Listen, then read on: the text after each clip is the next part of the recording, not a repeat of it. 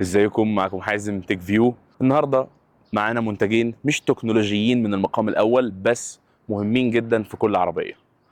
النهارده معانا منتجين من شركه بيوسز، الاي 2 كار فاكيوم كلينر، وكمان البيوسز ماك برو سيريز 2. هنعرف كل واحد بيعمل ايه، واظن ان على حسب احتياجك في العربيه وعلى حسب مكان ركوبك في العربيه هيبقى على اساسه المنتج ده بتاعك ولا مش بتاعك. يلا بينا. طبعا لو انت من الناس اللي بتقعد ورا كتير ومش هي اللي بتسوق، فهيبقى البيوسس الماك برو سيريز 2 اختيار ممتاز ليك. تعمل كده تلاقي الدنيا لذيذة جدا معاك. حاجة لابتوب، تابلت، عايز تشتغل تعمل كده.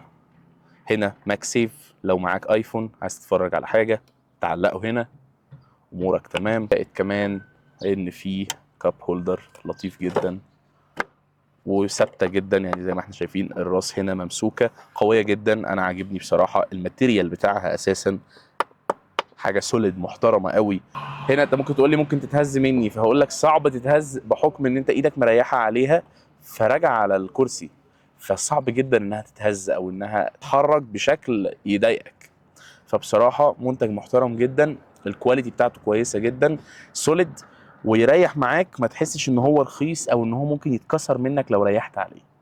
ونيجي لمنتجنا الثاني وهو الاي 2 الكار فاكيوم كلين. طبعا هي يعتبر تحت بند مكنسه بالكهرباء، بس نقدر نقول انها اتنين في واحد.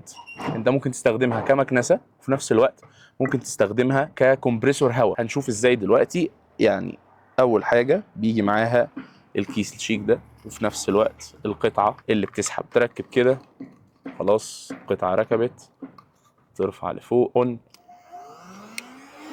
زي ما احنا شايفين، يبتدي الهواء يضغط وقوته تزيد.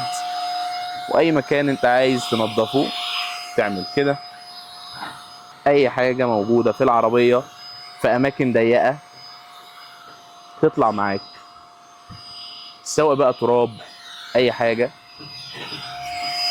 بسيطه جدا وعمليه. انا اشوف ان ده اختراع مثالي. الهاند بتاعها طويل فتقدر تخش في اماكن ضيقه في العربيه ايدك ما بتعرفش توصل لها، ودي الميزه الاهم. ونيجي بقى للقطعه الثانيه. تشغل تاني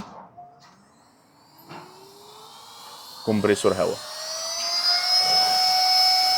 وضغطه مش وحش، يعني احنا بنتكلم في قوه كويسه، قادر ان هو يطلع. ولو في مكان فيه حاجه محشوره فهو برضو قادر يخرجها. وبس كده. وما تنساش لو عجبك الفيديو تعمل لنا لايك وكومنت وسبسكرايب. كان معكم حازم تيك فيو. سلام.